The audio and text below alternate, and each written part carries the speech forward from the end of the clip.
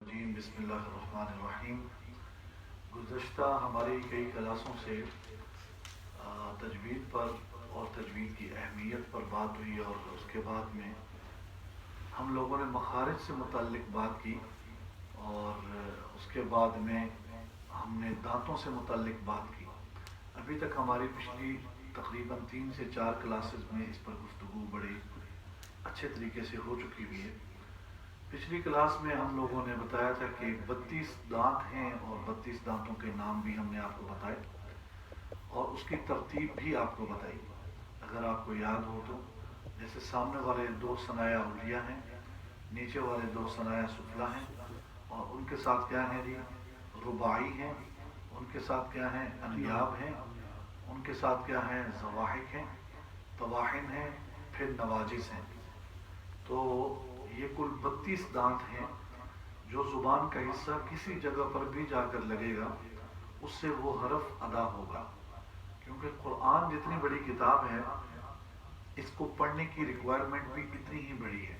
اسی لیے پوری دنیا کے اندر اس کو پڑھنے کے لیے جو کوشش کی جاتی ہے، اور ہم لوگ بھی جو ایک چھوٹی سی ایفرٹ کر رہے ہیں، اسی لیے کر رہے ہیں تاکہ قرآن پاک کا حق اگر کم از کم ادا نہ ہو سکے، اتنا تو ہو سکے کہ اس کا معنی تبدیل نہ ہو۔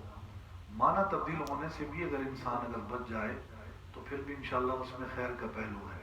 جیسے میں نے آپ کو مثال یہ دی تھی، جیسے قرآن پاک میں ہے وَنُدْخِلُهُمْ ظِلًّا ظَلِيلًا، کہ ہم ان کو جنت والوں کو سایہ دار جگہوں میں داخل کریں گے۔ تو اگر آپ نے طوا کے بعد جو زوا آتا ہے، اگر اس کی ادائیگی میں آپ نے زواد کی مشابہت دے دی جو سواد کے بعد آتا ہے، یا زال کی مشابہت دے دی جو دال کے بعد آتا ہے، یا زا کی مشابہت دے دی جو را کے بعد آتا ہے، تو اس کا معنی کہیں سے کہیں تبدیل ہو جائے گا۔ اس پر ہرگز کسی شخص کو یہ ریلیکسیشن نہیں ہے شریعت مطہرہ کی طرف کہ وہ یہ کہے کہ اللہ تعالیٰ قبول کرنے والا ہے۔ اللہ تعالیٰ تبھی قبول کرنے والا ہے جب آپ کی ایفرٹ ہو، اور اس کے بعد قبول کرنے والا ہے۔ ابھی آپ لوگوں نے نماز پڑھی ہے، گھر میں بیٹھ کے اگر آدمی یہ کہہ دے بھی کوئی بات نہیں اللہ معاف کرے گا، تو مزدوری تو کی نہیں۔ تو جب مزدوری کی ہی نہیں، آپ نے ایفرٹ ہی کوئی نہیں کی، تو اللہ کہاں سے قبول کرے گا؟ ٹھیک ہے، اس کی ساری رحمت للعالمین اپنی جگہ ہے، حضور السلام کی رحمت للعالمین اپنی جگہ ہے، لیکن ایفرٹ کرنا بہت ضروری ہے۔ اس ایفرٹ میں جو کچھ تھوڑی بہت کمی بیشی رہ جائے گی اللہ تعالیٰ اس کو معاف فرمائیں گے۔ تو لہٰذا یہ جو ہم کوشش کر رہے ہیں یہ اسی کے لیے کر رہے ہیں۔ اور اس کے بعد میں ہم نے ایک شعر بھی آپ کو بتایا تھا، ہے تعداد دانتوں کی کل 30 اور 2 ثنایا ہیں 4 اور رباعی ہیں 2 یہ بزرگوں نے اشعار لکھے ہیں تاکہ اشعار کی صورت میں آپ کو دانتوں کے نام یاد ہو جائیں۔ آج ہم پڑھیں گے طا، دال اور تا، یہ 3 حروف کا مخرج کون سا ہے؟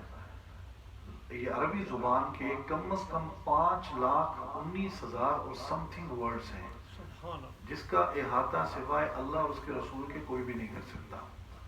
انگلش زبان جو ہے یہ ایک ایسی زبان ہے کہ اس کا آلٹرنیٹ کوئی بعض دفعہ لفظ نہیں ہوتا۔ جیسے میں نے آپ سے عرض کیا تھا، سین کے لیے بھی آپ کو ایسے ہی لگانا پڑے گا، سا کے لیے بھی آپ کو ایسے ہی لگانا پڑے گا۔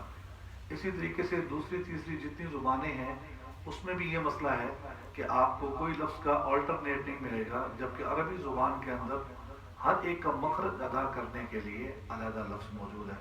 اور اس سے بڑی اہمیت کیا ہو سکتی ہے عربی زبان کی، کہ اللہ تعالیٰ کی محبوب ترین زبان عربی ہے، اور اللہ کے محبوب کی محبوب ترین زبان عربی ہے۔ حتیٰ کہ دیکھیں پہلی زبانوں میں جتنی بھی تورات ہے، زبور ہے، انجیل ہے، یہ کتابیں پہلی اور زبانوں میں اللہ تعالیٰ نے نازل فرمائیں، لیکن قرآن پاک جو ہے یہ خاص عربی زبان میں اللہ تعالیٰ نے اس کو نازل فرمایا۔ اور پھر ایسا نہیں نازل فرمایا، ایسا نازل فرمایا کہ لوح محفوظ میں بھی عربی زبان میں، رسول اللہ کو جہاں پیدا فرمایا ان کی زبان بھی عربی تھی، پھر قبر کے اندر جو سوال و جواب ہونے ہیں وہ بھی عربی زبان میں ہونے ہیں، اور اسی طریقے سے جنت کے اندر جنتیوں کی زبان بھی عربی زبان ہے۔ اس سے آپ اس کی اہمیت کا اندازہ لگا لیجئے۔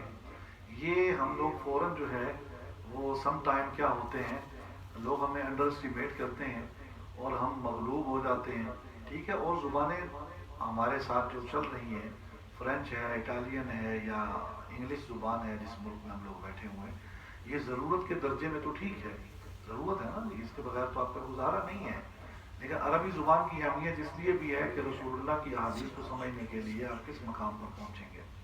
ابھی مثال کے طور پہ اگر آپ انگلش زبان میں کسی سے کلام کرتے ہیں، کنورسیٹ کرتے ہیں، تو اگر آپ کا تھوڑا سا بھی ایکسنٹ اگر ٹھیک نہیں ہوگا تو وہ آپ سے کیا کہے گا؟ یو کین سی اگین، ٹھیک ہے جی، وہ آپ سے دوبارہ کہے گا سی اگین، کیوں کہے گا؟ اس کو سمجھ نہیں آئے گی۔ جب آپ اس کو پراپر طریقے سے اس کو پروناؤنس کریں گے تو وہ آپ کی بات کو سمجھے گا۔ اسی طریقے سے عربی زبان کے اندر بھی یہی مسئلہ ہے کہ عربی زبان کو سیکھنے کے لیے اتنی ایفرٹ کی جاتی ہے۔ تو یہ تھوڑا سا تعارف ہر کلاس میں اس لیے میں آپ کو عربی کا ساتھ دے دیتا ہوں تاکہ اس کی اہمیت آپ کے دلوں کے اندر اجاگر رہے، وہ کبھی فوت نہ ہو۔ جب یہ فوت ہو گئی تو پھر کوئی مسئلہ نہیں ہے، تو پھر تو آپ جتنی مرضی ایفرٹ کرتے ہیں اس کا کوئی فائدہ نہیں ہے۔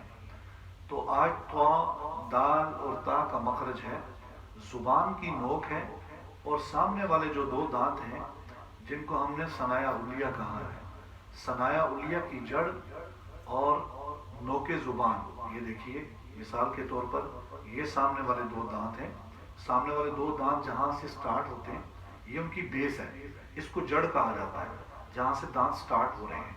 ایک تو جڑ اندر ہے نا، وہاں تو ہم نہیں پہنچ سکتے، جہاں سے وہ سٹارٹ ہو رہے ہیں یہ زبان ہے۔ فار ایگزامپل یہ زبان کی ساخت ایسے ہوتی ہے، اور آپ کے سامنے والے دو دانت ایسے ہیں۔ جب نوک زبان سامنے والے دو دانتوں کی جڑ میں لگتی ہے تو پھر 3 حروف ادا ہوتے ہیں۔ اب دیکھیں اس کا روٹ پتہ چل گیا نا، روٹ جب تک آپ صحیح یوز کرتے رہیں گے تو آپ ڈیسٹینیشن پہ پہنچ جائیں گے۔ تو اگر آپ کیا ہے 401 کی جگہ 407 لگا دیں تو 401 سے تو نہیں آپ پہنچ سکتے نا۔ تو اسی طریقے سے جب آپ کو پراپر روٹ پتہ چل گیا، پھر بار بار جب آپ اس کی پریکٹس کرتے ہیں تو الفاظ کے اندر جو ہے وہ خوبصورتی پیدا ہونی شروع ہو جاتی ہے، الفاظ صاف ہونا شروع ہو جاتے ہیں۔ اس کی ابھی فلٹریشن بھی آگے آ رہی ہے، اس کے فلٹرز بھی آ رہے ہیں۔ فلٹرز جیسے جیسے آپ لگاتے جائیں گے حروف کی ادائیگی اور خوبصورت ہوتی چلی جائے گی۔ دیکھیے پو، پو، اب دیکھیے نوک زبان کو سامنے والے دو دانتوں کی بیک سائڈ پر اگر آپ لگائیں گے، لیکن پو، اچھا اب اس کا رونگ وے کیا ہے؟ توا، توا۔ اب ہونٹ آپ کے گول ہو کر سرکل میں راؤنڈ ہو کر آ رہے ہیں، جبکہ یہاں پر آپ کا منہ بالکل سیدھا کھلنا چاہیے، اور آپ اس کو اس طرح ادا کریں گے پو، پو، پو۔ اب دیکھیں قرآن پاک میں لفظ تو صراط الذین، صراط الذین، صراط الذین تو کوئی لفظ نہیں ہوتا، صراط الذین، صراط الذین، الذین، اور ایک کا صراط الذین، الذین کوئی لفظ نہیں ہے۔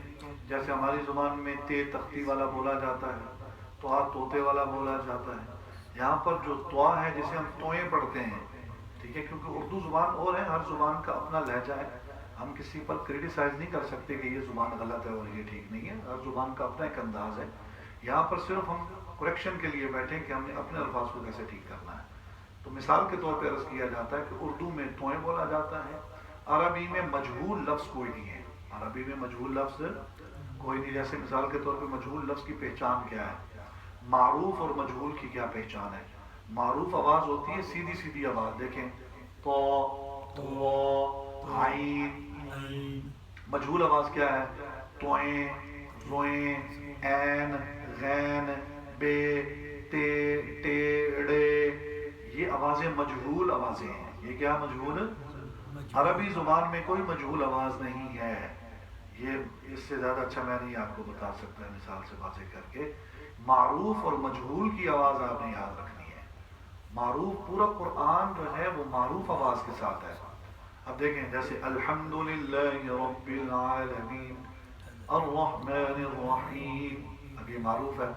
مجہول کیا ہے؟ الحمدللہ رب العالمین الرحمن الرحیم مالک یوم الدین۔ یہ صرف سمجھانے کے لیے عرض کر رہا ہوں، یہ مجہول آواز ہے، کیونکہ عربی زبان ہماری نہیں ہے، جس کی وجہ سے ہماری زبان کا ایکسنٹ جو ہے وہ کسی بھی زبان پر غالب ہوتا ہے، چاہے آپ انگلش بھی بول رہے ہوں گے اس پر بھی غالب ہوگا، اور عربی چاہے جائے کہ وہ تو اور زیادہ مشکل ہے، اس کی پروننسیشن اتنی زیادہ کلیئر کرنا، اس لیے روٹس بتا دیے جاتے ہیں کہ اگر